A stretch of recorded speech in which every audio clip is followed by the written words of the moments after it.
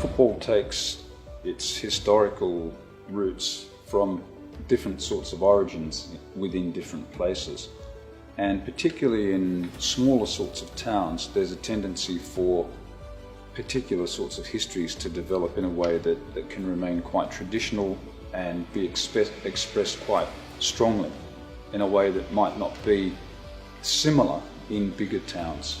And so I'm going to, my thoughts on Coquimbo and its history would be more to compare it with a town like, I'm thinking of a place, something like Wolverhampton in England, so towns that might have become cities, as Wolverhampton did not so long ago, 1990s I think, with a bigger population but quite similar, but one football team in the town.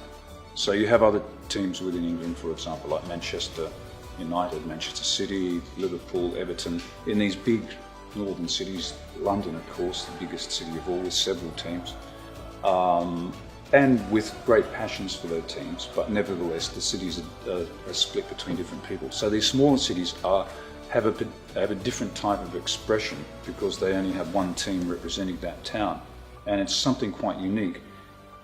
The football match, yeah, it's perfectly understandable. It was called Showing the Flag, and wherever the Royal Navy went, they did various things. They had open day on their ships, so they allowed the local people to come on board the ships and enjoy hospitality on the ships.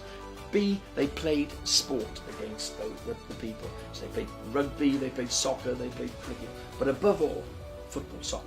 And so I can quite believe that they came ashore in Coquimbo and they played soccer against the local team. Nothing unusual about that at all. And they lost, but there's nothing unusual about that as far as British football teams are concerned either, is there? So it was showing the flag, and it was part and parcel of saying, look, the British Empire isn't that bad after all. It's a good thing. But I think it's really interesting that a ship, the Royal Navy ship, should go to the trouble of not only visiting, obviously it was on duty, but arranging this game of football with the local people. They obviously did it for a sense of friendship, and it was obviously a popular game. And after the game, if they gave them a set of shirts, I think that was even greater, because it encouraged the football in that particular town. To give the shirts over when they were beaten, yeah, brilliant. So I can believe that story. I would like to know where the colours came from. It's also, I think, very exciting that you're still using the same colours that were given. The shirts that were given, the red and the yellow and the black shirts, the team today. So I think there's a great historical context to that story. And this shirt, I mean, I can quite where that came from, I don't know. The colours, I really don't know. But I think it's amazing that the team has actually kept those colours ever since that time. Fantastic. Because the difficulty with a ship like the Flora, she'd been built at Pembroke Dock, but she never went back to Pembroke Dock, you see. She was based at Devonport, that was her home base. Her crew came from the Devonport area, so maybe there's Devonport connections there. Unfortunately, not any Welsh